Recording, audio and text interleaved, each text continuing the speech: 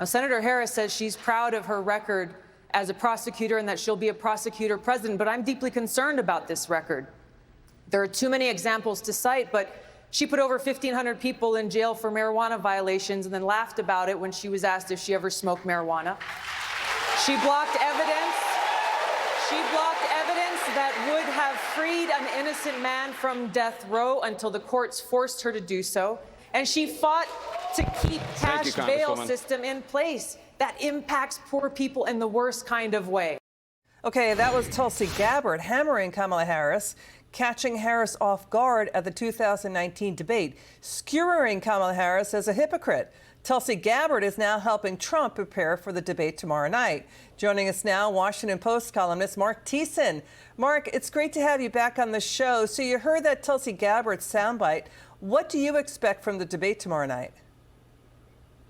Well, first of all, that was 4 years ago, and she hasn't debated in 4 years. I mean, how does a candidate normally prepare for debate? Well, first of all, they go through a gauntlet of primary debates where they get challenged by their own members of their own party to refine their positions and explain where they stand and parry tough questions. They do media interviews.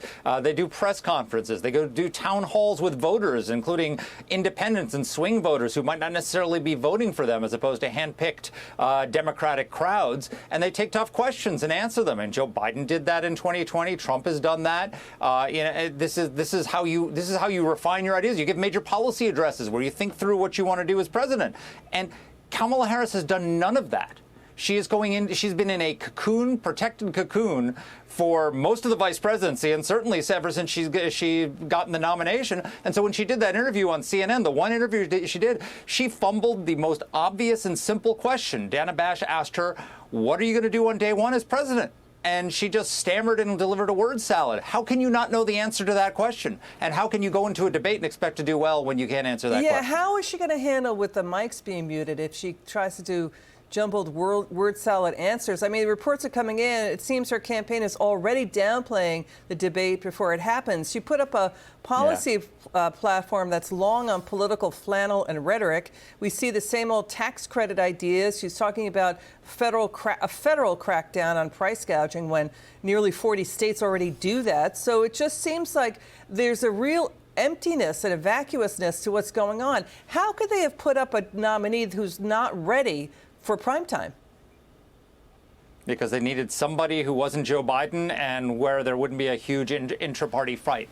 And so literally they knocked Joe Biden to the side and picked her and rallied around her, even though the fact just a few months ago, the New York Times was doing a story about what a terrible job she was doing as vice president, how no one had in the Democratic Party had any confidence in her. Now all of a sudden she's the second coming of FDR. But look, she knows that when she starts putting specifics on the table, she starts driving away voters because her policies are worse than Biden's. You know, her one policy address that she gave, which was widely panned, including by my newspaper, the Washington Post, which is not conservative at all, panned it. She proposed spending $2 trillion.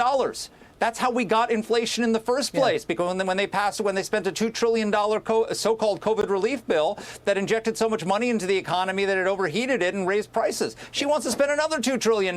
Yeah, and that COVID bill had hundreds of billions of dollars in government waste, fraud, and abuse. Watch Senators John Fetterman here and Senator Bernie Sanders. Watch this.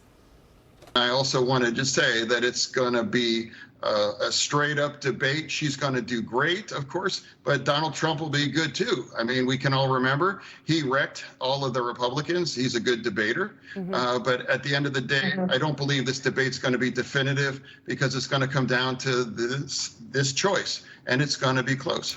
No, I don't think she's abandoning her ideals. I think she's trying to be pragmatic and doing what she thinks is right in order to win the election.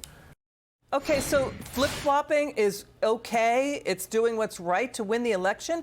You know what the American people are sick of, it feels like, Mark, when I read through the polls? They're sick of being lied to. They're sick of being manipulated. They're sick of being gaslit. This is the worst presidency in the history of the United States for lying. We've seen it. Gallup says they're the worst right now in modern U.S. history since Eisenhower, and it's for a reason. It is a catastrophic cascade of lying, misleading statements to the American people. And Kamala Harris is doing it, too, in her own way, by omission, by doing a campaign out of a bell jar and not talking to the American people. Yeah, no, she's not being upfront. I mean, the American people have a right to know what the president is going to do on day one when they come into the Oval Office. And one of the most revealing parts of that New York Times Siena poll that just came out is that 1/3 of the American people don't know enough about Kamala Harris to decide whether they want to support her or not. This whole vibes and joy thing is not going to last till Election Day. This is a story that has legs. It is a catastrophic choice of Kamala Harris as a nominee and how Donald Trump will perform tomorrow night in the debate. Thank you, Marc Thiessen. Always great to have you on. Take care.